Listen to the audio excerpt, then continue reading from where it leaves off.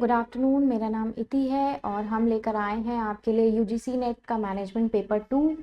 उसमें हम डील कर रहे हैं इकोनॉमिक्स के जितने भी पोर्शंस हैं। हम लोग ने अभी तक कवर कर लिया था डिमांड और उसके जो भी अदर सेगमेंट्स होते हैं। अब दूसरी टॉपिक जो चल रही है डिमांड में ही, वो आपकी आ जाती है टाइप्स ऑफ डिमांड। आशा करती हूँ कि आप लोगों को क्लासेस समझ में आ रही होंगी। कोई क्वेरीज हैं तो आप पूछ सकते हैं।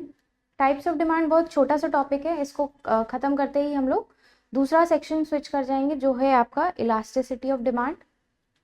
अब इलास्टिसिटी ऑफ डिमांड पे हम लोग बाद में चर्चा करेंगे, पहले हम टाइप्स ऑफ डिमांड पे थोड़ा सा पढ़ लेते हैं। जैसे कि जब हमने क्लास शुरुआत करी थी तो मैंने आपको बताया था डिमांड यूजुअली दो तरीके की होती है, इंडिविजुअल डिमांड और मार्केट डिमांड। मतलब एक इंडिविजुअल डिमांड जो इंसान खुद से डिमांड करता है, जैसे अगर मैं डिमांड करती हूँ कि मुझे अभी इस प्राइस रेंज में संतरे चाहिए कि अमरूद चाहिए। और मार्केट डिमांड ये होती है कि इसी प्राइस रेंज में मार्केट में क्या अवेलेबल है, मतलब अगर 100 रुपये का रेट चल रहा है मार्केट में तो उस प्राइस रेंज में क्या अवेलेबल है और क्या कस्टमर खरीदना चाहता है। ठीक है, उसी सेगमेंट में ही आपके और भी तरीके की डिमांड्स आती हैं जो कि आपके एग्जाम पॉइंट ऑफ व्यू से इम्पोर्टेंट हो सकती हैं। ज़रूरी नहीं है कि आपसे सिर्फ क्वेश्चन पूछा जाए कि ये डिमांड है, इसको डिफाइन करिए। हो सकता हो एग्जाम्पल दिया हो और आपसे पूछा जाए कि ये कौन सी तरीके की डिमांड है। तो चलिए पहली डिमांड हम लोग समझते हैं, डायरेक्ट और इनडायरेक्ट डिमांड। वर्ड से आपको काफ़ी कुछ समझ में आ जाएगा। डायरेक्ट एंड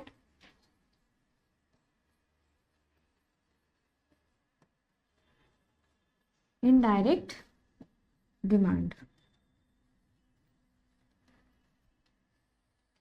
जैसा कि मैंने कहा कि कुछ ऐसे वर्ड्स होते हैं जो खुद से मीनिंग बताते हुए चलते हैं।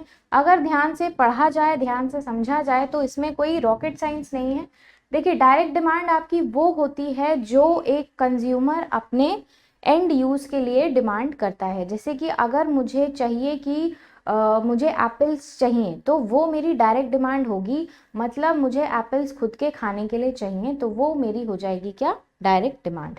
लेकिन वहीं अगर मुझे एप्पल्स चाहिए, एक मतलब बहुत सारे एप्पल्स चाहिए, क्यों? क्योंकि मैं एक बेकरी चलाती हूँ, मुझे एप्पल पाई बनानी है, एप्पल टार्ट्स बनाने हैं।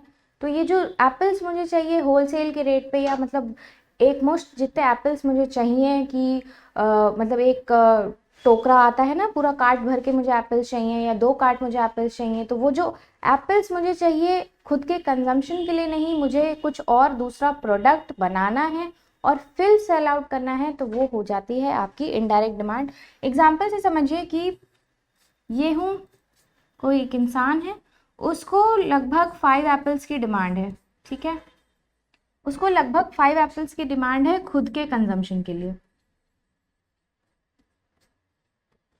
ठीक है, वहीं एक दूसरा इंसान है जिसको करीबन 200 एप्पल्स की डिमांड है ताकि वो इसको आगे प्रोड्यूस कर सके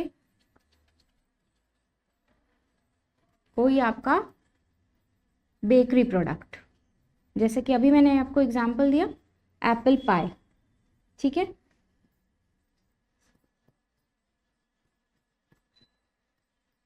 ठीक है, ये मैंने आपको एग्जाम्पल दिया है। अब एक इंसान को अगर 5 एप्पल्स, मतलब बहुत ही कम क्वांटिटी में एप्पल्स चाहिए, ऐसा नहीं होगा कि ये 5 चाहिए या 1 किलो चाहिए तो इसकी इनडायरेक्ट डिमांड होगी। क्वांटिटी से मतलब नहीं होता है, मतलब होता है कि वो एंड उसका यूज़ क्या हो रहा है। अगर वो इंसान खुद के कंजम्पशन के लिए खा रहा है, मतलब वो लेके गया है अपने फैमिली मेम्बर्स में खाएगा या किसी को डिस्ट्रीब्यूट करेगा, तो वो हो जाएगी उसकी डायरेक्ट डिमांड, मतलब उसने खरीदा और खुद से कंज्यूम कर लिया। ठीक, लेकिन अगर वही इंसान 200 एप्पल, 300 एप्पल या 500 एप्पल्स खरीद रहा है, क्यों?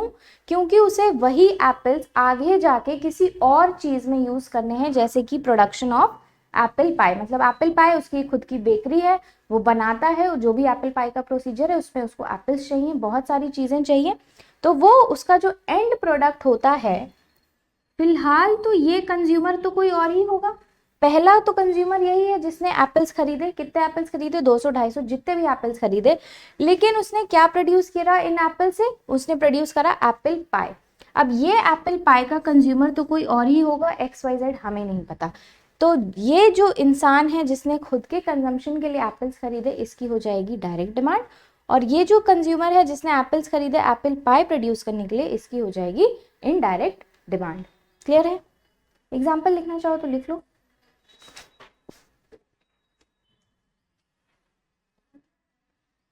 इसमें डायरेक्ट डिमांड में लिखना consumer is the end user. मैं यहाँ पे लिख देती हूँ,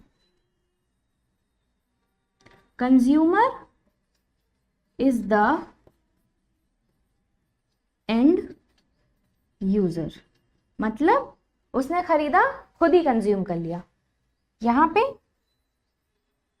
कंज्यूमर्स बाइज टू प्रोड्यूस।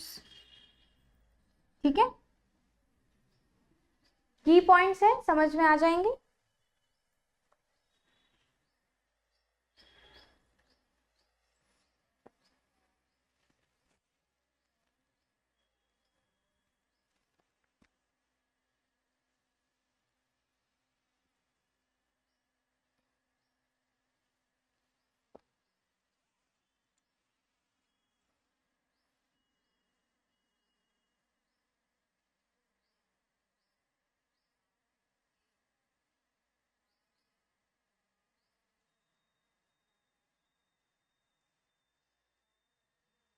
कि जो दूसरी तरीके की डिमांड आती है वो हमारी आती है डिराइव्ड और ऑटोनॉमस डिमांड।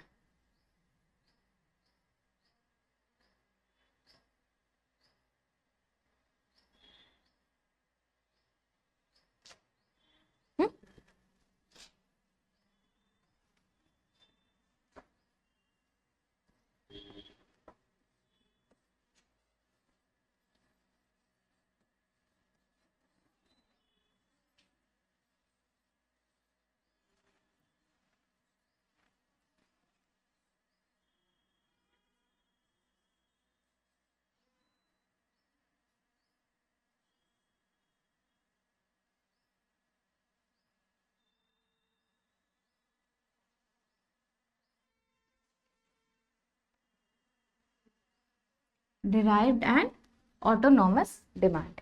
अब देखिए इसमें एग्जांपल समझिए। डिराइव्ड डिमांड वो डिमांड होती है जो किसी अगले प्रोडक्ट को कंज्यूम करने से हमें एक तरीके से जिसकी इच्छा जाहिर होती है। जैसे कि हमने एक कंज्यूमर है, ठीक है, एक कंज्यूमर है, वो अभी डिमांड करके लाया है चाय, ठीक है, वो अभी खरीद के लाया है बाजार से चाय, ठीक। अब उसने चाय बनाई, चाय पीना शुरू किया, लेकिन उसको याद आया अरे चाय के साथ एक बिस्किट हो जाता तो ज्यादा अच्छा लगता। ठीक है, एक कंज्यूमर है, वो खरीद के लाया चाय, चाय बनाई, पीना शुरू किया, उससे याद आया कि हमारे पास एक बिस्किट हो जाता या बिस्किट का एक पैकेट हो जाता, कुकीज हो जाती तो ज्यादा अच्छा होता। अब ये जो उसके मन में एक इच्छा जाहिर हुई है कि हमारे पास कुकीज होती या रस्क होती या कुछ भी और खाने का आइटम होता, तो ये जो उसकी डिमांड है, जो उसके मन में इच्छा जाहिर हुई है कि मेरे पास ये होता या इसको मैं खरीद के लाऊं, तो इसको हम कहते हैं क्या? Derived demand. मतलब वो डिमांड जो एक प्रोडक्ट को कंज्यूम करने से ऑटोमेटिकली आपके मन में आती है, वो होती है डिराइव्ड डिमांड। इसका एक और एग्जाम्पल हो सकता है कार और पेट्रोल। ठीक है, अगर आपने कार खरीदी है तो फिर वही बात है, मैंने बताया था कि आपने कार खरीदी है तो आपको पेट्रोल खरीदना ही पड़ेगा। आप सिर्फ पेट्रोल लेके तो घूम नहीं सकते हैं मार्केट में। दूसरा एक और एग्जाम्पल हो सकता है कि जैसे कि अगर आप कैफेज वगैरह में जाते हैं तो आपको लगता है कि आप मान के चलिए आप एक सोच के गए हैं कि मैं कैफे में जा रहा हूँ, मुझे सिर्फ नूडल्स ही खाने हैं। ठीक है, आप मान के चलिए कैफे में गए, आपने देखा नूडल्स ही खाने हैं, ठीक है, लेकिन कैफे वाले जो भी इंसान है, उसने वेटर ने ये बोला, सर कैफे में मतलब नूडल्स ऐसे कैसे खाएंगे, मंचूरियन खा लीजिए, या इसकी ग्रेवी खा लीजिए, या जो भी वो एक एक्स्ट्रा ऑर्डर करते हैं ना, आपको कुछ क्या कहते हैं स्कीम्स बताते हैं कि सर ये ऑर्डर करेंगे तो इस पे इतना ये फ्री मिलेगा, ये करिए तो ये मिलेगा, वो करिए तो वो मिलेगा। तो ये जो एक्स्ट्रा स्कीम्स और बेनिफिट्स आपके दिमाग में चलते रहते हैं ना कि हमें ये करना चाहिए तो ये प्लस हमें एक चीज़ मिल जाएगी, हमें ये खाना चाहिए तो ये एक प्लस चीज़ हमें मिल जाएगी। तो ये सब जो एक्स्ट्रा प्लस प्लस आप डिमांड करते रहते हैं ना, एक चीज़ के साथ ये चीज़, वो चीज़ के साथ दूसरी चीज़, यही एग्जाम्पल्स होते हैं आपके डिराइव्ड डिमांड के। मतलब एक चीज़ कंज्यूम करने से जो दूसरी चीज़ आपको मन में आए कि मेरे पास ये होता, उसको कहते हैं डिराइव्ड डिमांड।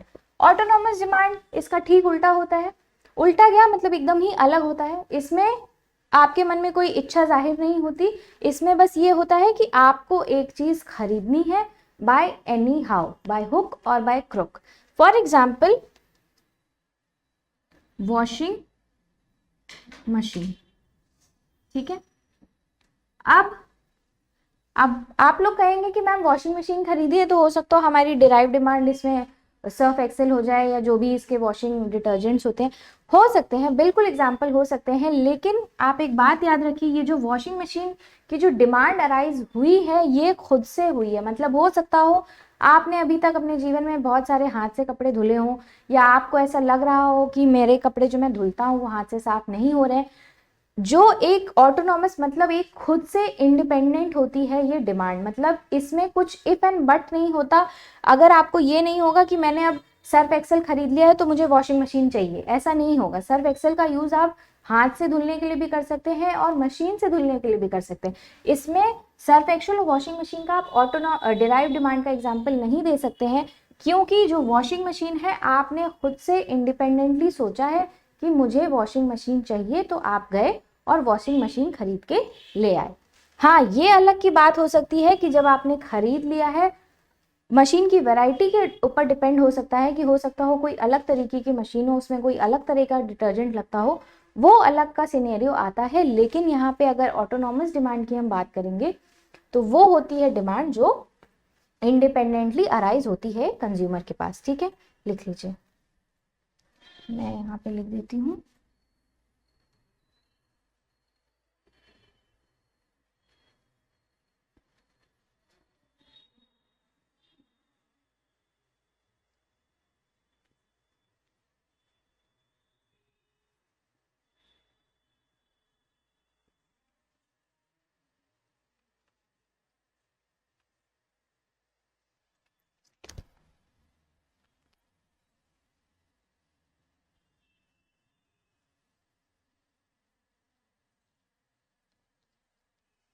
ठीक है,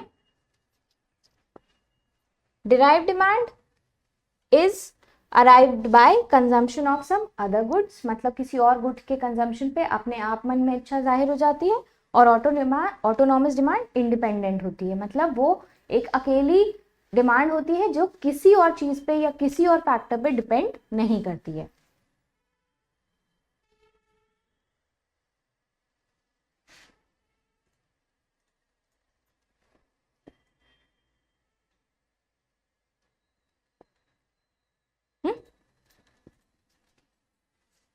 तीसरी होती है आपकी demand for durable goods and demand for non durable goods.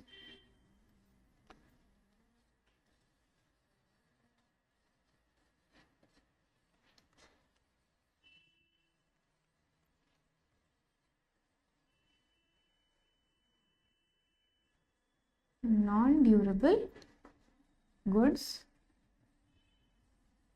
Demand, ठीक है। अब वर्ड से समझ में आ रहा होगा ड्यूरेबल गुड्स और नॉन ड्यूरेबल गुड्स क्या होते हैं, क्या होते हैं।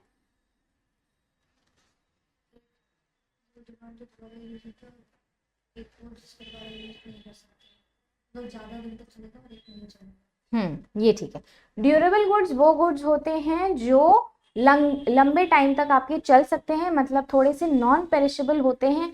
और आपका नॉन ड्यूरेबल गुड्स आपके वो होते हैं जो लंबे समय तक नहीं टिक सकते। For example eggs. अब आपने एग्स खरीदे हैं, मान लीजिए आप एक खरीदो चाहे पूरी उसकी कार्टन खरीदो, एक उसकी लाइफ स्पैन होती है और दूसरा ये भी चीज़ होती है कि आप उसको कंटेन कहाँ पे करके रखोगे या उसको स्टोर कहाँ पे करके रखोगे, ये भी एक फैक्टर होता है। लेकिन सबसे बड़ा फैक्टर होता है उसकी लाइफ स्पैन, मतलब एक नॉर्मल अंडा जो होता है बहुत ज़्यादा हद से हद, अगर नॉर्मल कंडीशंस है मतलब ठंडियाँ वगैरह हैं तो वो हद से हद आपका 2 से 3 दिन चल सकता है। लेकिन अगर आप ये कहें कि हमने एक पूरा कार्टन खरीद के रखा है, हम उसको महीने भर चलाएंगे, तो ऐसा नहीं हो सकता है बिल्कुल भी। मतलब क्या कहते हैं, अच्छी बात भी नहीं है, और पता नहीं उसमें कौन कौन सी चीज़ें डेवलप होने लगे तो वो नॉन ड्यूरेबल गुड्स की कैटेगरी में आता है। ड्यूरेबल गुड्स वही आपके हो सकते हैं जैसे मैट्रेस हो गई, कपड़े हो गए, ये सारी जो चीज़ें होती हैं वो आपके ड्यूरेबल गुड्स के एग्जाम्पल में आता है। इसमें वही चीज़ होती है कि अगर आपने एक पेयर ऑफ जीन्स खरीदी है तो ये नहीं होगा, मतलब अगर आज उसको आप खरीद के लाए हैं तो ये नहीं होगा कि अभी इसको नहीं पहना तो ये खराब हो जाएगी, आप इसको अगले महीने पहनो या 2 महीने बाद पहनो तब भी वो वही की वही बनी रहेगी। हाँ, कुछ फैक्टर्स होते हैं कि आपने उसको ज़्यादा धुल दिया, धूप में सुखा दिया, तो हो सकता है उसमें कुछ डिफेक्ट्स वगैरह आ जाए, बट ये नहीं होगा कि वो खराब हो गई या एकदम सड़ गई, ऐसा नहीं होगा। पेरिश नहीं हो सकती है वो चीज़।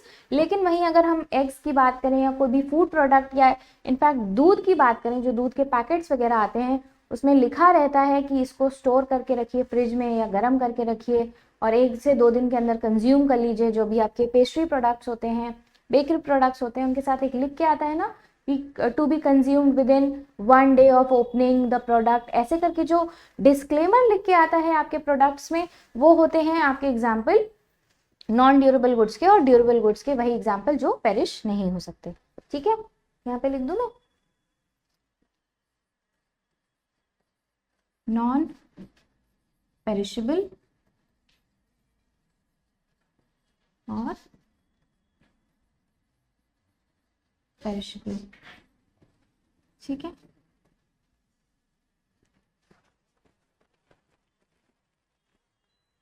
अब इसकी डिमांड हम क्यों पढ़ते हैं?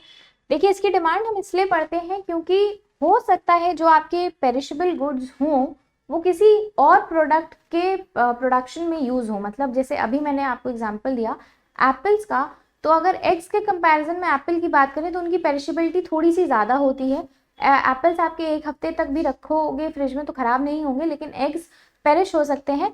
तो यहाँ पे उसी डिमांड की बात हुई है कि मतलब अगर कोई इंसान बेकरी प्रोडक्ट्स में डील कर रहा है और उसे पता है कि मेरा जो भी प्रोडक्ट्स हैं वो एग के बेसिस पे बनते हैं, तो वो कोशिश ये करेगा कि वो ऐसी अमाउंट खरीद के लाए या एक कुछ ऐसी क्वांटिटी खरीद के लाए कि वो लाए, उसने बनाया, सेल आउट किया, मतलब फ्रेश बनाया, फ्रेश सेल आउट कर दिया, तो उससे क्या होगा, उसके पास होर्डिंग भी नहीं होगी, उसने जो पैसे इन्वेस्ट करे हैं इस पेरिशेबल गुड्स में वो ख़राब भी नहीं होंगे और कोई कंज्यूमर कंप्लेंट भी नहीं करेगा। लेकिन वहीं अगर बात करते हैं नॉन पेरिशेबल गुड्स की, जैसे कोई इंसान डील कर रहा है फर्नीचर बनाने में और वो एक लकड़ी का लॉग खरीद के लाया, तो उसके पास ये नहीं है कि अगर मैंने ये लकड़ी का लॉग अभी काट पीट के एक चेयर नहीं बनाई तो लकड़ी ख़राब हो जाएगी, ऐसा नहीं होता है। वो लॉग खरीद के लाया है तो अगर वो अभी काम करेगा तो भी ठीक है, परसों करेगा तो भी ठीक है, नरसों करेगा तो भी उसका काम चल सकता है। लेकिन पेरिशेबल गुड्स के केस में ऐसा नहीं होता है, उसको तुरंत से या तो कंज्यूम करना चाहिए या फिर वो आगे प्रोडक्शन में जाना चाहिए। क्लियर हो गया? ठीक है, दूसरा होता है इसमें फर्म और इंडस्ट्री डिमांड, ये इसी से रिलेटेड है। ठीक है,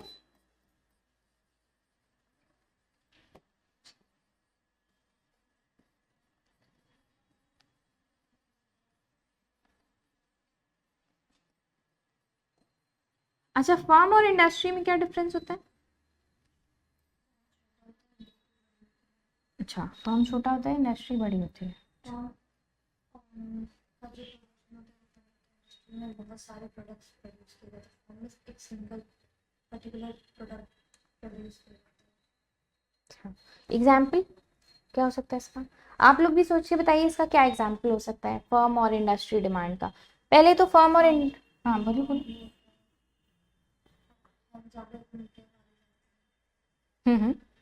फर्म, वो फर्म में आएगा। अच्छा, इंडस्ट्री में?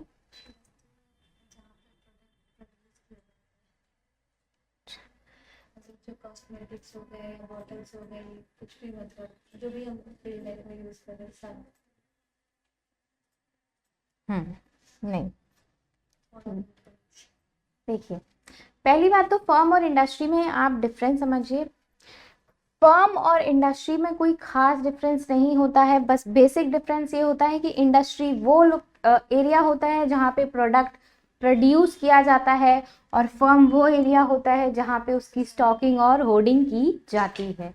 ठीक है, तो इसमें ये एग्जाम्पल आप नहीं देंगे कि यहाँ पे मुर्गी पाली जाती है और यहाँ पे अंडे पाले जाते हैं, ऐसा नहीं होगा। ठीक है, हो सकता है डिफरेंस होते हैं, कई लोगों को नहीं पता है, लेकिन मैं इसीलिए हूँ, मैंने बता दिया। फर्म और industry is like two sides of the same coin. Industry में जहाँ पे आपका प्रोडक्शन होता है, और फर्म जहाँ पे वो एंड प्रोडक्ट आपका मतलब आके बनता है, लेकिन उसके बाद भी उसमें कुछ और प्रोसेस होते हैं, फिर उसके बाद आपका वो मार्केट में आता है। फॉर एग्जाम्पल एक एग्जाम्पल ले देते हैं डव सोप का। ठीक है, अब सोप की बात है यहाँ पे, तो आपको भी पता होगा सोप मैन्युफैक्चरिंग में क्या क्या चीज़ें चाहिए होती हैं। ठीक है, अगर इसमें ड्यूरेबल गुड्स और नॉन ड्यूरेबल गुड्स की बात करें, तो जो एक सोप है उसमें आपको क्या चाहिए होगा, इसमें आपको क्या कहते हैं, वैक्स चाहिए होती होगी। ठीक है, कुछ लिक्विड सा क्या कहते हैं उसको, ग्लिसरीन वगैरह चाहिए होती होगी, या सोप जैसे भी बनते होंगे, जो भी इसके इंग्रेडिएंट्स होते होंगे वो इसमें लगते हैं। हो सकता हो कुछ क्या कहते हैं उसको, परफ्यूम वगैरह लगता होगा इसमें। ठीक है, ये सब जो डिमांड होती है, मतलब एक साबुन बनाने के लिए जो भी प्रोडक्ट्स की रिक्वायरमेंट होती है, वो किस में आएगी, आपके इंडस्ट्री डिमांड में। क्लियर है? एक सोप बनाने के लिए, मतलब साबुन को बनाने के लिए जो भी रिक्वायरमेंट है, परफ्यूम हो गया, ग्लिसरीन हो गई, वैक्स हो गई, कलर हो गया, एक मोल्ड हो गया जिसमें वो बन के आता है, जो भी रिक्वायरमेंट्स लगती है वो आती है आपकी इंडस्ट्री डिमांड में, जहां पे वो एक प्रोडक्ट प्रोड्यूस होता है, वो चाहे हाथ से प्रोड्यूस हो चाहे फिर मशीन से प्रोड्यूस हो। अब जब बात करते हैं डव सोप बन गया, ठीक है, डव सोप कुछ आपका ऐसे ऐसा दिखता है ना, ऐसे ऐसा कुछ होता है। ठीक है, मान लीजिए ये डव सोप बन के रेडी हो गया, इंडस्ट्री से वो आ गया फर्म में, मतलब अभी इसमें और काम बाकी है। ठीक है, ऐसा नहीं होगा कि ये बन गया और आपने इसको डायरेक्टली ऐसे मार्केट में बेच दिया, ऐसा नहीं होता है ना। आप देखते हैं कि उसके एक आउटर लेयर होती है, एक प्लास्टिक की शीट लगी होती है। नहीं, वेयर हाउस नहीं बोलेंगे, वेयर हाउस जिसमें वो स्टोर होता है, मतलब एक द एंड प्रोडक्ट, ये जैसे होता है ना, जिसको जहाँ पे माल तुम्हारा ये पैक, नहीं देखो, अभी ये साबुन बन के आया तुम्हारा। ठीक है, इसके बाद ये फर्म में जाएगा जहाँ पे इसका और भी तो काम होगा ना, यहाँ पे सिर्फ वो प्रोड्यूस हुआ है। ये जो पैकेजिंग है, कार्डबोर्ड लगना, गत्ता लगना, उस पर वो जो चिप्पी लगाते हैं ना एमआरपी वगैरह की, या जो भी उस पर कोई सेल डालनी हो, छोटे के लिए किया जाता है। नहीं देखो फर्म, देखो ये जो तुम बता रही हो ना एमएसएमई, इसके कंटेक्स्ट में बता रही हो,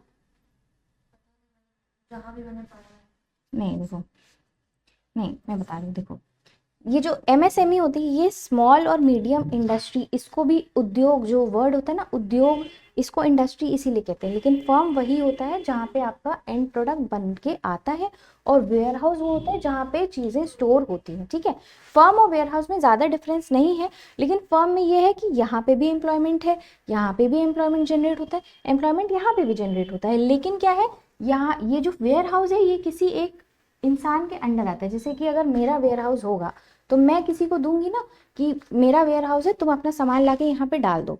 ठीक है, मैंने ये जो मान लो ये टीसीएस का ऑफिस है, ठीक है, यहाँ पे मैंने रख दिया है और मैंने कहा है कि ये कमरा पूरा खाली है, अपना जो भी सामान है। अब ये किसी एक इंडस्ट्री से जुड़ा नहीं होता है कि मेरा वेयर हाउस है तो मैं सिर्फ डव लोगों को ही बोलूँगी कि सिर्फ डव का साबुन यहाँ पे आएगा, नहीं। हो सकता है मैं लाइफ बॉय को भी बोल दूँ, हो सकता है मैं किसी और कंपनी को बोल दूँ, है ना। वेयर हाउस वो होता है, मतलब उसमें किसी एक इंडिविजुअल, हाँ स्टेव, हाँ उसमें बहुत सारी चीज़ें स्टोर हो सकती हैं। मतलब अगर आप क्या कहते हैं गेहूं वगैरह में डील कर रहे हैं, मतलब आप आटे वगैरह में डील कर रहे हैं, तो हो सकता हो आटे का वेयर हाउस हो, साबुन वगैरह का है तो साबुन का वेयर हाउस हो। ठीक है, तो मैं यही बता रही थी। ठीक है, तो फॉर्म क्या होता है, अभी इसमें लगना है प्लास्टिक चाहिए, गत्ते का एक जो अलग से डिब्बा आता है वो चाहिए, फिर इसमें वो जो सील लगती है वो चाहिए। तो ये सारी जो प्रोडक्ट्स की डिमांड होगी वो आपकी किस में आ जाएगी, फर्म की डिमांड में। क्लियर हो गया बेटा? ठीक है, तो firm, industry, warehouse, difference समझ में आ गया। इंडस्ट्री वो जगह जहाँ पे प्रोडक्शन इनिशियल फेज में स्टार्ट होता है, मतलब एक ग्लिसरीन या एक जो भी आपका वैक्स है वो पिघलाई जाएगी, ग्लिसरीन डाली जाएगी, कलर डाला जाएगा, परफ्यूम डाला जाएगा, फिर वो मशीन में ऐसे घूम घूम के फिर एक मोल्ड में उसको भरा जाएगा, फिर वो आगे की तरफ शिफ्ट होगा। ऐसे देखा होगा आप लोगों ने, इंस्टाग्राम वगैरह आप लोग यूज़ करते हैं, तो उसमें वो आगे जाएगा, फिर आगे जाके फिर वो नीचे जाएगा, फिर उसको एक पूरा इकट्ठा करके उसको ट्रांसपोर्ट करके यहाँ पे फर्म में लाया जाएगा, जहाँ पे उसका और भी पैकेजिंग और जो भी क्या कहते हैं सुंदरीकरण होगा। फिर उसके बाद अल्टीमेटली वो लाया जाएगा वेयर हाउस में, वेयर हाउस से जाके फिर वो रिटेलर्स के पास जाएगा, फिर जो होलसेलर्स होते हैं उनके पास जाएगा। ये होता है, ठीक है। लेकिन अगर भाई पेरिशेबल है तो ये पेरिशेबल गुड्स के एकदम ठीक उलट हो जाएगा, क्योंकि भाई पेरिशेबल है तो यहीं बनेगा और यहीं से आगे आपका सामान चला जाएगा। जैसे कि बेकरी का एग्जांपल दिया है मैंने। अब बेकरी में आपने पूरा एक केक बनाया, आपने देखा होगा ना कभी, केक ऐसा नहीं होता कि अभी डिमांड आई, किसी ने एक केक की डिमांड करी तो अब स्पंज लोग बनाना शुरू कर रहे हैं, ऐसे नहीं होता है। स्पंज बन बन के रखे रहते हैं, उसके बाद होता क्या है, जैसे ही कोई आता है, जैसे मान लीजिए आपका चॉकलेट केक है या ब्लैक फॉरेस्ट है, तो उनको पता है कि ब्लैक फॉरेस्ट ऐसा ही दिखता है, स्ट्रॉबेरी केक ऐसा ही दिखता है, डिज़ाइन हो सकता है फर्क हो, लेकिन उसका जो बेस होता है ना पूरा, ये आपका जो पूरा बेस होता है ये तैयार होकर रखा रहता है, ठीक है। जैसी कंज्यूमर की डिमांड होती है, जैसा भी होता है वो आपका बन के सेल आउट होना शुरू हो जाता है, ठीक है। पेरिशेबल, नॉन पेरिशेबल और फर्म और इंडस्ट्री की डिमांड, ठीक, क्लियर हो गया, कोई कंफ्यूजन तो नहीं है, ठीक। लिखना तो नहीं था तुम्हें? हाँ, फिर क्या होता है, हाँ, कौन से नंबर का था ये, फोर्थ था क्या? अरे नहीं,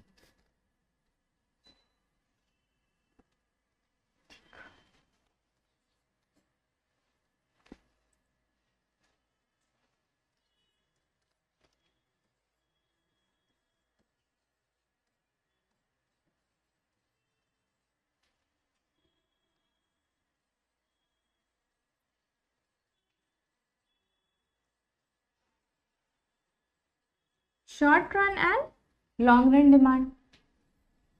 अब ये क्या होता है, फिर से वही बात है, वर्ड से क्लियर हो गया होगा, नहीं क्लियर होगा तो कोई बात नहीं, कुछ idea, short run long run. Short समय के लिए जो डिमांड है, शॉर्ट समय के लिए जो डिमांड और लॉन्ग रन जो लंबे समय के लिए, ठीक है, इसकी डिमांड होगी ही होगी। अच्छा, ठीक है, एक तरीके से सही है, आधा सही है, पूरा सही है। देखिए, short run long run demand आपकी वो डिमांड होती है जो, अगर मैंने बताया था डिमांड किस पे इफेक्ट होती है, सिर्फ और सिर्फ प्राइस से, अदर फैक्टर्स रिमेनिंग कांस्टेंट, मतलब सेट्रिस पेरिबिस, ठीक है। अगर हम प्राइस की बात करें तो अगर प्राइस में जरा सा चेंज होगा तो जो तुरंत डिमांड हैम्पर होगी वो आपकी होगी शॉर्ट रन डिमांड, ठीक है। मतलब अभी किसी को चाहिए कोई, मान लीजिए दूध, ठीक है, मिल्क का ही एग्जाम्पल लेते हैं, ठीक है, अमूल मिल्क का एग्जाम्पल लेते हैं फॉर एग्जाम्पल, क्योंकि ठीक है, मिलता था ये 60 रुपीज़ लीटर, इसकी प्राइस बढ़ के हो गई 65 रुपीज़ पर लीटर, ठीक है।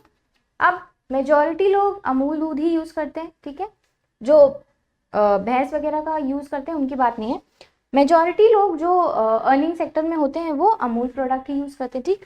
अब डिमांड, इसकी प्राइस जैसे ही बढ़ी तो किसका डिमांड बदल जाएगा, आपके अमूल का डिमांड बदल जाएगा। हो सकता है क्या, मैंने ये देखा है, इनफैक्ट मार्केट की ये स्टडी हुई थी कि एक बार जैसे ही अमूल ने अपने प्राइसेस 5 रुपए तक बढ़ाए थे, लोगों ने अपनी जो फेवरेटिज्म था, ये जो प्रेफरेंस थी, वो शिफ्ट कर दी थी दूसरे उसके ऊपर, जैसे कि आपका मदर डेयरी हो गया, ये और कौन सा नमस्ते इंडिया हो गया, और भी जो अदर वेराइटी ऑफ दूध आते थे मार्केट में, लोगों ने अपनी प्रेफरेंस या डिमांड उधर शिफ्ट कर दी थी, जिसके लिए अमूल को काफ़ी घाटा भी हुआ था उस पर्टिकुलर पीरियड के लिए। ये एक मार्केट सर्वे है, उसके एग्जाम्पल से मैं पढ़ा रही हूँ, ठीक है। तो मतलब इसमें मैं बताना चाह रही हूँ कि अभी आपकी प्राइस चेंज हुई और तुरंत से आपकी मार्केट इफेक्ट हो गई, मतलब तो ये आपका मतलब शॉर्ट ड्यूरेशन में ही, भले ही आपने ये सोचा हो कि मैं दिवाली टाइम आ रहा है तो मैं भी कमा लूँ, मैंने दूध का प्राइस बढ़ा दिया, ठीक है, लेकिन उसी दिवाली ड्यूरेशन में, दिवाली की जो भी हॉलीडेज आपको मिलती हैं 15 दिन की, 20 दिन की, उसी 15-20 दिन में जो मार्केट या जो डिमांड आपका फ्लक्चुएट हो जाता है एक किसी प्रोडक्ट के लिए, उसको आप कहते हैं शॉर्ट रन डिमांड, ठीक है। लेकिन वहीं अगर बात करें लॉन्ग रन डिमांड की, तो ये वो डिमांड होती है, इसका प्राइस चेंज हो भी गया, प्राइस ऊपर या नीचे हो भी गया, तो भी इसकी डिमांड पे इमीडिएट इफेक्ट नहीं पड़ता है, मतलब इफेक्ट पड़ता है एकदम लॉन्ग ड्यूरेशन में, मतलब जैसे कि प्राइस ऑफ गोल्ड। ठीक है, प्राइस ऑफ गोल्ड। क्यों? क्योंकि पहली बात तो लोगों को पता है कि गोल्ड है, प्राइस तो महंगा होगा ही होगा। अगर कोई ऐसा इंसान है जिसकी बेटी की शादी आ रही है, या फिर उसको एकदम ज़रूरी ही है कि कुछ ना कुछ उसको खरीदना है या बेचना है गोल्ड का, तो वो प्राइस इतना फ्लक्चुएट होने का उस पर कोई खास फर्क पड़ेगा नहीं, और पड़ेगा भी तो हो सकता हो वो लॉन्ग रन में पड़े। जैसा कि आपने ये देखा होगा अक्सर कि अभी दिवाली के टाइम पे एग्जाम्पल ले लेते हैं कि जब दिवाली टाइम होता है तो प्राइस गोल्ड के कम होने लगते हैं, अगर गवर्नमेंट में वैसी कुछ उतार चढ़ाव होते हैं। लेकिन अगर प्राइस उसका दिन पर दिन बढ़ता ही जा रहा है, बढ़ता ही जा रहा है, बढ़ता ही जा रहा है, तो आप एक बार क्या देखते होंगे कि मार्केट आपकी गोल्ड की क्रैश कर जाती है। क्या होती है? मार्केट गोल्ड की क्रैश कर जाती है, क्योंकि लोग क्या सोचते हैं, अब लोग जरूरी नहीं है कि सब अंबानी ही हों, कुछ लोग मिडिल क्लास भी होते हैं, कुछ लोग क्या मेजॉरिटी लोग मिडिल क्लास होते हैं। अब वो ये देख रहे हैं, उन्होंने मार्केट पे नज़र बनाई हुई है कि 1 साल हो गया गोल्ड की प्राइस कम नहीं हुई, 2 साल हो गया, 3 साल हो गया, 4 साल हो गया, गोल्ड की प्राइस कम नहीं हो रही है। अब अल्टीमेटली रिजल्ट क्या होगा कि लोग गोल्ड खरीदना ही कम कर देंगे। क्यों? क्योंकि उनकी पॉकेट उतना अलाउ नहीं कर पा रही है जितना गोल्ड का प्राइस बढ़ रहा है। सिमिलरली अगर हम गोल्ड की प्राइस कम करने की बात करते हैं, गोल्ड का प्राइस कम हुआ, लोगों ने खरीदना शुरू कर दिया, 1 साल हो गया, 2 साल हो गया, 3 साल हो गया, 4 साल हो गया, लेकिन गोल्ड आ भी तो कहाँ से रहा है? आपने सुना होगा ना, गोल्ड के रिजर्व होते हैं, फिर वहां से आती है, खदानों से निकलता है गोल्ड, सरकारों के पास भी होता है। लेकिन ये जो आपका डेली वेयर में आप यूज करते हो, जो ज्वेलरी वगैरह में, इसकी जो रिजर्व्स होती हैं ये बिल्कुल ही अलग होती हैं। ये आपके गवर्नमेंट इशूएज से नहीं आती है, ये अलग से आती है आपकी। ठीक है, इसमें भी वही चीज है, कम करते जा रहे हो, कम करते जा रहे हो, कम करते जा रहे हो, तो भी आपका मार्केट क्रैश कर जाएगा। इसमें होता क्या है कि आपको एक बैलेंस बना के हमेशा मार्केट में रखना होता है। मतलब अगर 1 साल में आपने प्राइस 2 बारी बढ़ाया है, तो अगले साल में आपको प्राइस करीबन 1 बार कम करना ही पड़ेगा, ताकि आपकी जो गोल्ड की मार्केट है वो क्रैश ना हो। ठीक, मार्केट क्रैश एक अलग सा कंसेप्ट आता है, ये हम लोग फाइनेंशियल उसमें पढ़ते हैं। मैंने यहाँ पे इसलिए समझा दिया क्योंकि ये आपका रिलेटेड था किससे? लॉन्ग रन डिमांड से। मतलब प्राइस आपकी चेंज हो रही है, लेकिन तुरंत से डिमांड में कोई खास फर्क नहीं आता है। क्लियर हो गया? ठीक है, ये 5 थे तुम्हारे टाइप्स ऑफ डिमांड।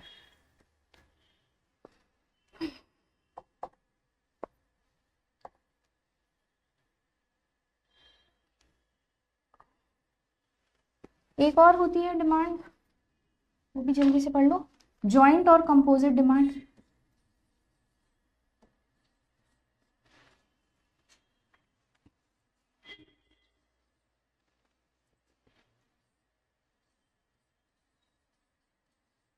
जॉइंट और कंपोजिट डिमांड। ठीक है, अब वर्ड तो दोनों सेम लग रहे होंगे, कंपोजिट और जॉइंट, है ना?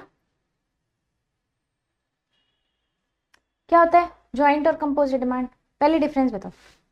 चलो ठीक है, जॉइंट डिमांड मैंने बताया था, वो डिमांड जो हमेशा साथ में ही यूज हो या साथ में ही पाई जाए, आप उसको साथ में ही यूज करना चाहें, वो आपकी जॉइंट डिमांड हो गई। जैसे मैंने आपको कॉम्प्लीमेंट्री गुड्स का एग्जांपल दिया था, कार और पेट्रोल, चाय और बिस्किट, कॉफी और केक, जो भी ये सब होते हैं ये आपके जॉइंट डिमांड होती है। लेकिन जो कॉम्पोजिट डिमांड होती है ये आपकी हमेशा सिंगल उसमें डिमांड की जाती है।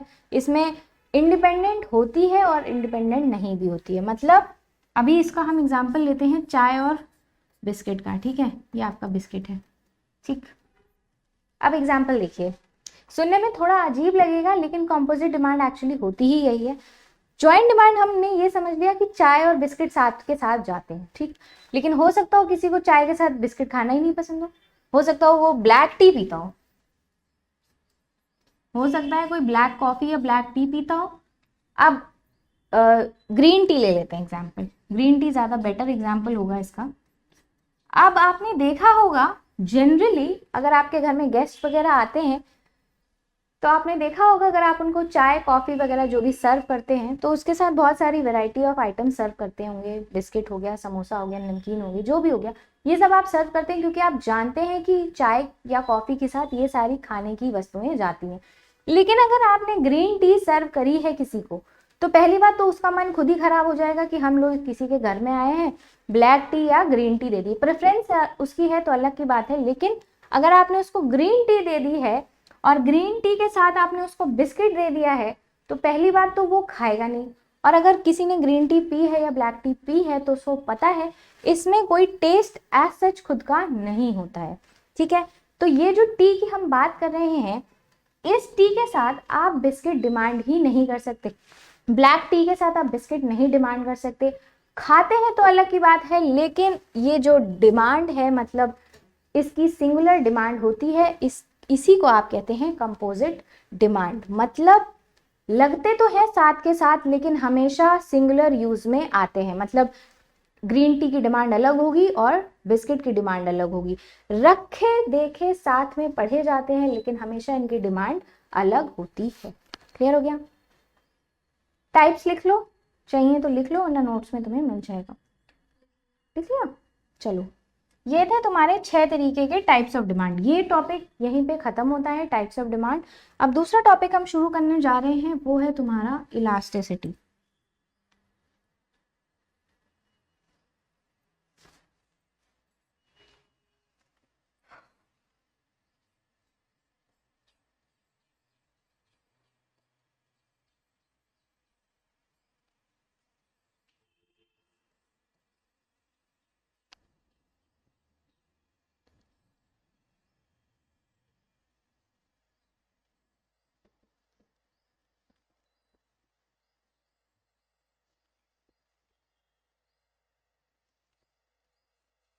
इसका फॉर्मूला होता है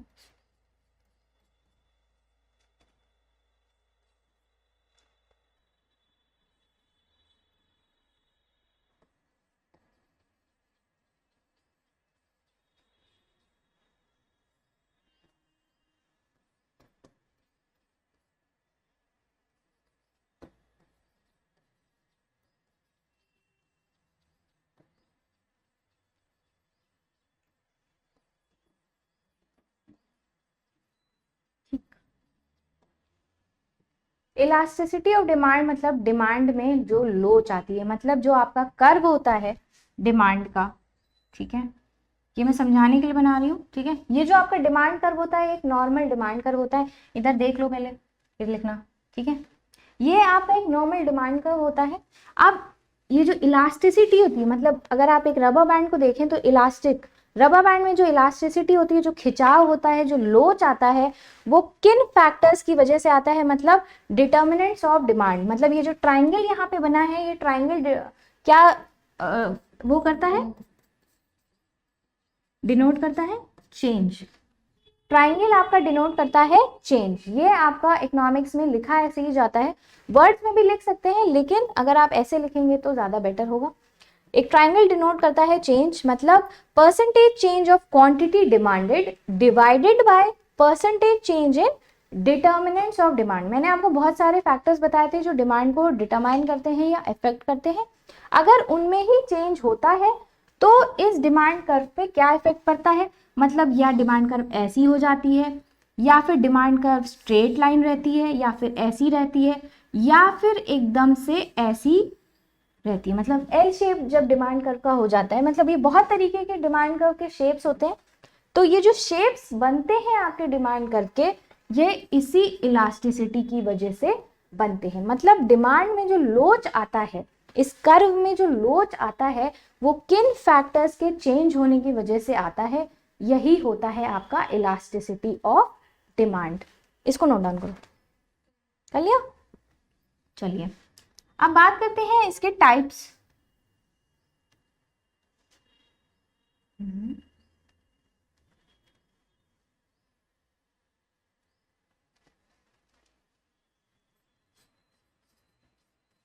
टाइप्स ऑफ इलास्टिसिटी। ठीक, ये 3 तरीके की होती है, पढ़ा था, प्राइस और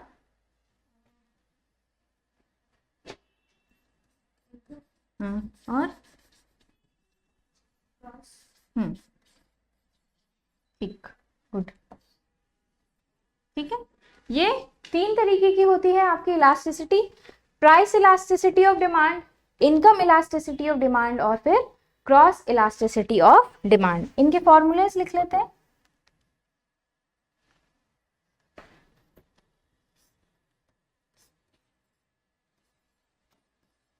मैं शॉर्ट में लिख रही हूं, आप लोग फुल में लिखिएगा।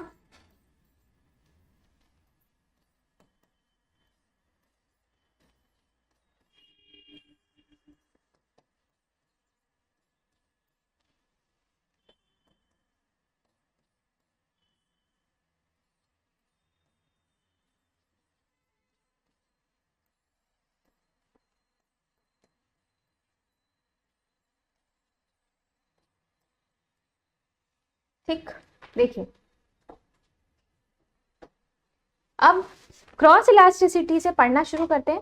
देखिए क्रॉस इलास्टिसिटी ऑफ डिमांड, हमारी ये डिमांड होती है, ये कहती है कि percentage change in quantity demanded of X upon percentage change in price of Y. Cross elasticity में बता दूं हमेशा सब्सटीट्यूट गुड्स की होती है, मतलब इसमें जो एक्स और वाई हैं यही आपके सब्सटीट्यूट गुड्स कहलाते हैं। मतलब अगर किसी वाई कमोडिटी की प्राइस चेंज हो रही है तो हमारी जो एक्स कमोडिटी है उसकी क्वांटिटी डिमांडेड, मतलब उसकी जो डिमांड है, जो एक कंज्यूमर डिमांड कर रहा है, उसमें कितना प्रतिशत चेंज आएगा और वो चेंज हमारी जो डिमांड कर्व है उसमें क्या लोच लेके आएगी। ठीक है, इनकम इलास्टिसिटी की बात करते हैं तो इसमें क्लियर है कि हमारी इनकम में कितना चेंज हो रहा है या इनकम हमारी चेंज हो रही है तो हमारी जो क्वांटिटी डिमांडेड है उस पर क्या इफेक्ट पड़ रहा है और अल्टीमेटली जो हमारा डिमांड कर्व है वो कैसा शेप बन के आएगा। अब बात करते हैं प्राइस। ये जो आपका प्राइस इलास्टिसिटी ऑफ डिमांड है यही आपका बहुत इंपॉर्टेंट है।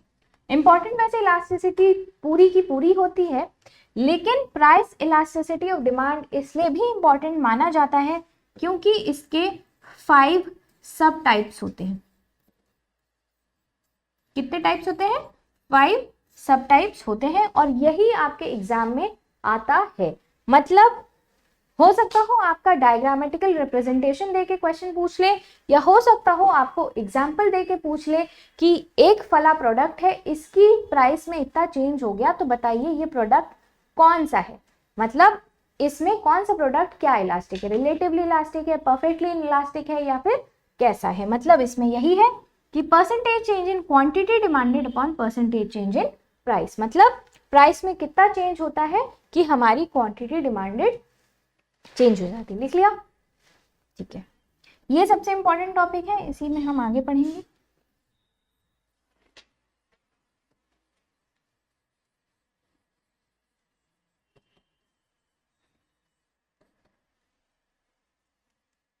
प्राइस इलास्टिसिटी, ठीक, इसमें पहली टाइप हम पढ़ेंगे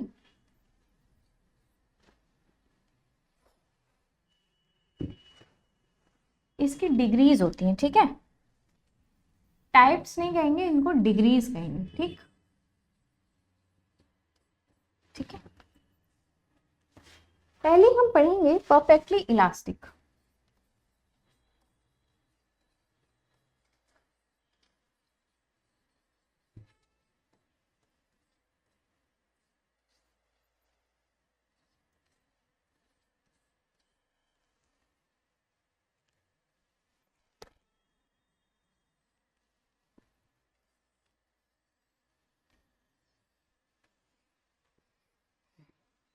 आपका प्राइस है, एक यूडी है। ठीक है, ठीक,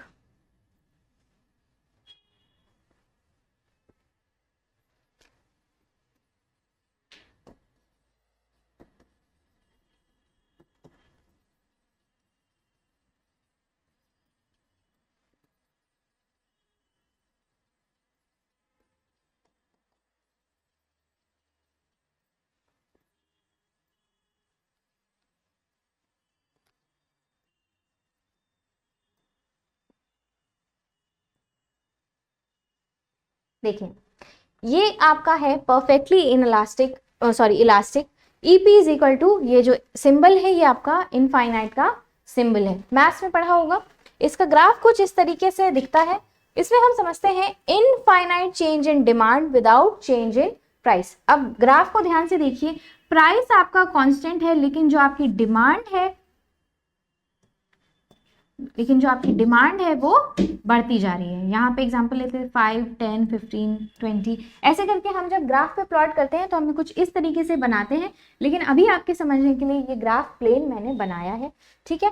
इसमें लिखा है इनफाइनाइट चेंज इन डिमांड, मतलब ये जो डिमांड की लाइन है, यूजली हम देखते हैं कि हमारा डिमांड का वैसे होता था, लेकिन इलास्टिसिटी डिमांड की हम पढ़ रहे हैं, इसमें प्राइस हमेशा कांस्टेंट रहता है, लेकिन हमें पता नहीं रहता कि डिमांड हमारी उसी प्राइस पे कितनी जाएगी।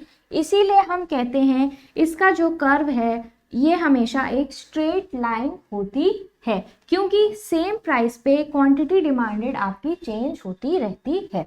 इसका एग्जांपल दो।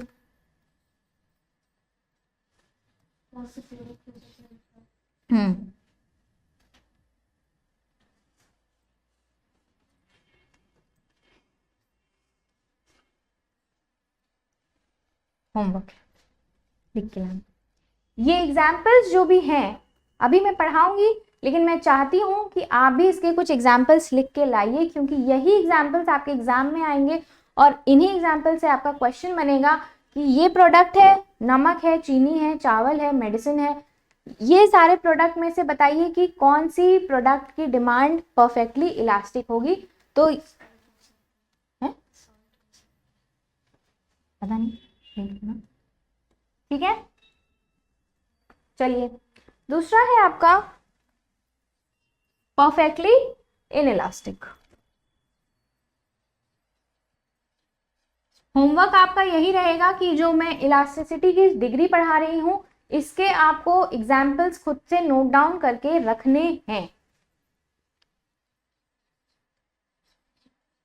Perfectly inelastic,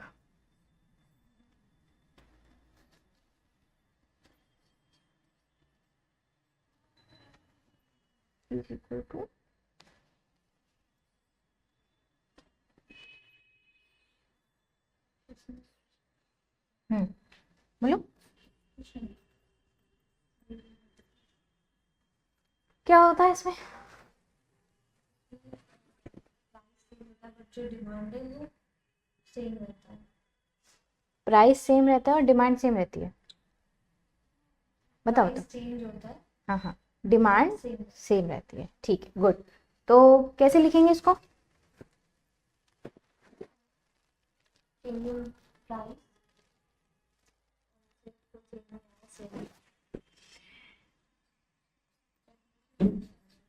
no change in demand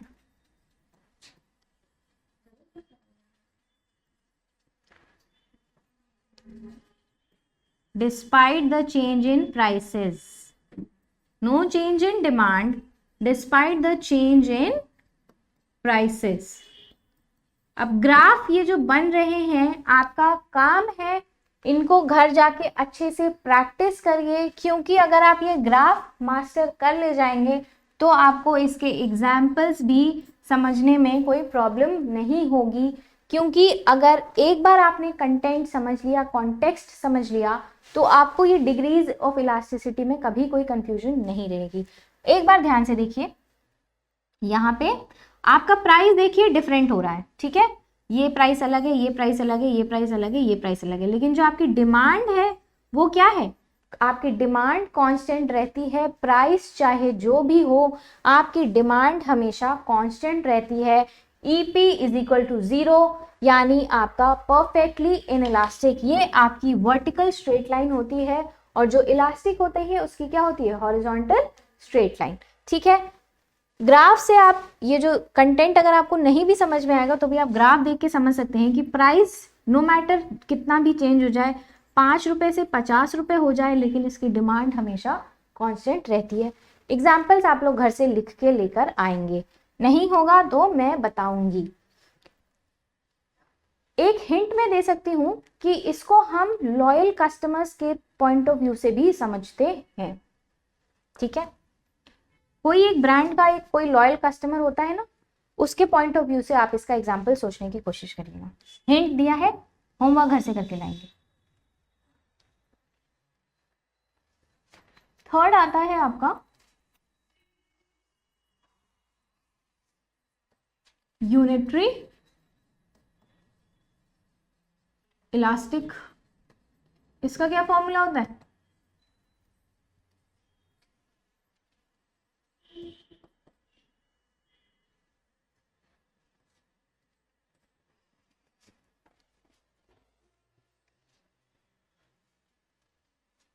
अब बताओ।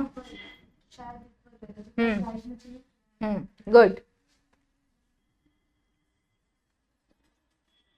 Change in quantity demanded is equal to change in price. Good. मतलब सिंपल सी बात है, ये आपका नॉर्मल डिमांड कर्व होता है, जितना प्राइस में चेंज आएगा उतनी ही आपकी डिमांड में चेंज आएगा। प्राइस बढ़ेगा, डिमांड कम होगी, प्राइस कम होगा, डिमांड बढ़ेगी। इसमें कोई रॉकेट साइंस नहीं है। अगर आप ईपी इज इक्वल टू 1 याद रखेंगे, यूनिटरी इलास्टिक मतलब change in quantity demanded is equal to change in price. ये आपका प्राइस है, ये आपकी क्वांटिटी डिमांडेड है। एग्जाम्पल फिर से आपका नॉर्मल गुड्स हो जाएगा। ठीक है, चलिए ठीक है, चलिए 3 हो गए। चौथा है आपका क्या? हमने परफेक्ट पढ़ा था, तो अब क्या आएगा आपका? रिलेटिवली इलास्टिक डिमांड, क्योंकि हम परफेक्ट पढ़ चुके हैं पहले। इसमें क्या होगा? ईपी ग्रेटर देन 1 या लेस देन 1?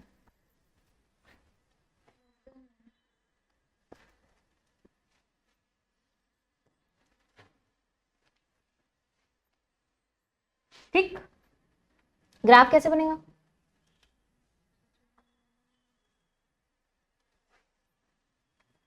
जो भी चेंज आएगा वो ज्यादा है। गुड, समझदार हो।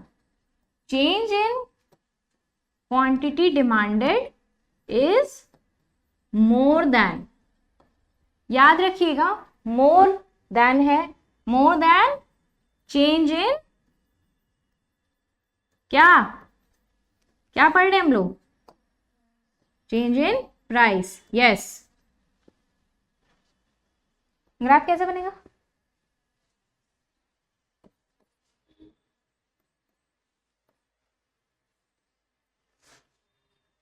ठीक, ये आपका जो स्लैंटिंग ग्राफ होता है ना, ये जो आपका स्लैंटिंग कर्व बना किसका? डिमांड का। ये दर्शाता है आपका रिलेटिवली इलास्टिक डिमांड। मतलब ये जो मांग की लोच है, इसमें जो क्वांटिटी डिमांडेड है वो ज्यादा होगा बशर्ते किसके? प्राइस के। मतलब प्राइस आपका थोड़ा सा चेंज होगा, लेकिन डिमांड आपकी देखिए कितनी बढ़ गई। प्राइस थोड़ा सा चेंज हुआ और आपकी डिमांड बहुत ज्यादा बढ़ जाती है। ठीक, अब इसी का जो 5वां है और जो लास्ट है, ये नोट डाउन करिए। ठीक है, अब ये जो 5वीं डिग्री आती है वो आ जाएगी क्या? रिलेटिवली, क्या पढ़ा था अभी इसके पहले? इलास्टिक। अब क्या आएगा? हाँ, relatively inelastic. Good.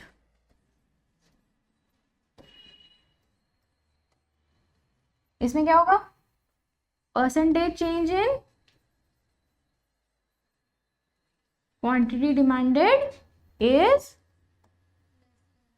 Less than change in price. ठीक है,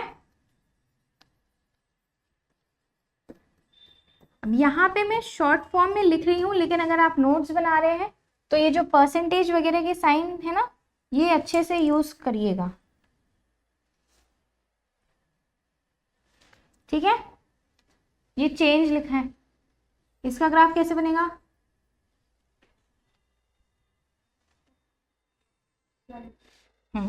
इसका ग्राफ हमेशा स्लांटिंग लाइन होगा, क्योंकि जो आपकी क्वांटिटी डिमांडेड है वो बहुत कम चेंज हो रही है प्राइस के चेंज के मुकाबले। देखिए यहाँ पे प्राइस कितना चेंज हो रहा है, लेकिन आपकी क्वांटिटी डिमांडेड कितनी कम चेंज हो रही है।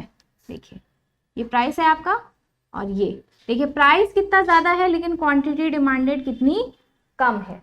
ठीक है, तो यही प्राइस और क्वांटिटी डिमांडेड में जो रिलेशन होता है, जो चेंज हम पढ़ते हैं, इसी को क्या कहते हैं आप, प्राइस इलास्टिसिटी ऑफ डिमांड। इसकी 5 डिग्रीज होती हैं आपकी, unitary elastic, perfectly inelastic, perfectly elastic, relatively inelastic और रिलेटिवली इनइलास्टिक।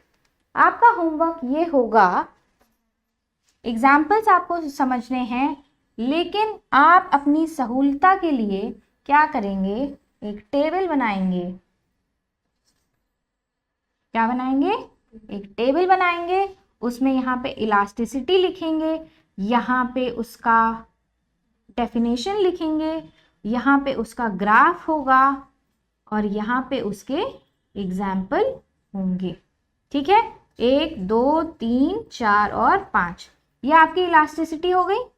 यहाँ पे ये जो नंबर्स लिखे हैं ना, ये लिखेंगे आप, इसकी डेफिनेशन लिखेंगे आप कि क्या दर्शाता है ये जो कंटेंट है, ये आप यहाँ पे लिखेंगे, ये डेफिनेशन है। ठीक है, ये इलास्टिसिटी है। ठीक है, यहाँ पे आप उसकी डेफिनेशन लिखेंगे, यहाँ पे वो कौन से ग्राफ से डिनोट होता है वो ग्राफ लिखेंगे, और यहाँ पे आप एग्जाम्पल लिखेंगे कि कौन सी इलास्टिसिटी में कौन सा एग्जाम्पल या कौन से तरीके का गुड शामिल होता है। अब आप ये एकदम करेंगे और कॉपी चेक होगी आपकी, क्योंकि ये वही ग्राफ है जो आपके रिवीजन में आपको हेल्प करेगा। ये जो भी कंटेंट है, मान लीजिए ये आपके 4 पन्ने में आया, 3 पन्ने में आया, आपके एग्जाम के टाइम पे ये मतलब अच्छा नहीं होगा कि आप 4 पन्ने 5 पन्ने पढ़ें। तो यही टेबल आपके हैंडी रहेगी, इवन जब आप सेंटर पे भी जाएंगे तो इसको कैरी करेंगे तो अच्छा रहेगा। ठीक है, तो आज हम लोग देखते हैं कि हम लोग ने क्या पढ़ा है।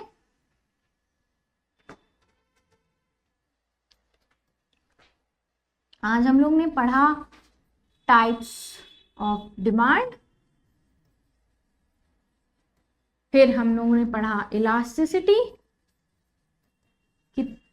फिर उसके टाइप्स, हाँ, फिर उसमें हमने पढ़ा प्राइस और price elasticity and it's degrees.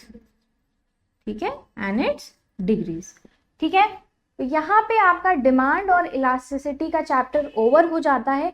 Income और क्रॉस इलास्टिसिटी में कोई डिग्रीज आज सच नहीं होती है, उसमें बस वही होता है कि इनकम चेंज हुई तो आपका क्वांटिटी डिमांडेड चेंज हो गया, और सब्स्टिट्यूट गुड्स में आपका एक प्राइस चेंज हुआ किसी वाई का, तो आपकी जो एक्स कमोडिटी उसमें चेंज आ गया। उसमें इतना कुछ डिटेल में समझने वाला नहीं होता है, डिटेल में जो समझने वाला होता है वो हमने कर लिया।